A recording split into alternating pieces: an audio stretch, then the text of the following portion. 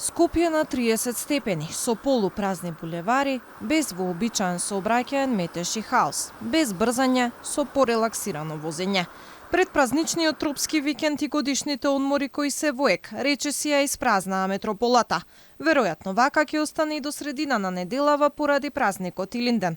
Скопјани во најголем дел ќе се разладуваат на море или пак во туристичките места во државава. Оние кои се во Скопје бараат некоја подебела сенка за да се спасат од високите температури.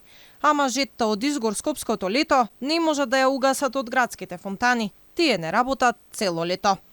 Од опиколката низ парковите забележавме оти во градот останаа во најголем дел повозрасните граѓани. Ако некогаш беше традиција за празникот организирано да се оди во Крушево, сега веќе и тоа го нема. Дел од граѓаните коментираат дека летувањето станало луксус и е далеку поскапо од минатите години. Ке се одвоили некој денар годинава за да може да се летува на езеро, на море? Може, зашто да не. Цените во однос од лани поскапи се, поевтини се за? Поскапи се, кај каде. Од тоа што го кажуваат, иначе се уште ја не морам некој достане да работи. Како се разладувате летово? Со шише вода. Ке се најде ли некој денар за летување? Може ли народот да се дозволи? Тешко. Тешко, со ниски плати тешко. Годинава аранжманите се поскапи, поевтини од лани, знаете? Знаеме како не. Секоја година идеме во Грција, додека оваа година не можеме да идеме нигде. Не можеме да идеме до Дојрана, камоли до Грција. Кај нас е поскапо него во Грција. Високи температури и полупразни булевари.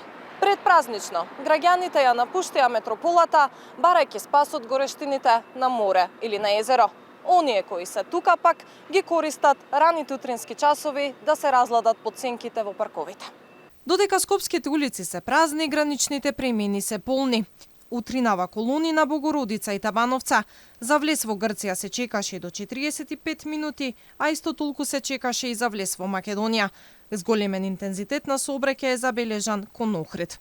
За влез во државата на граничниот премин Табановца и за излез на граничниот премин Богородица се бележи зголемена фреквенција на возила со време траење на чекање од 45 минути до 1 час.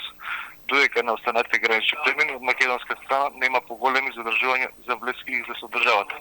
Додека главниот град е празен, во Охрид нема каде игла да падне. Најголемиот туристички центар во земјава традиционално пред 1 август е полн со домашни и странски туристи. Инаку, топлото време според најавите од синоптичарите ќе продолжи во текот на утрешниот ден. Дожд, грмежи и засилен ветер се најавува од понеделник.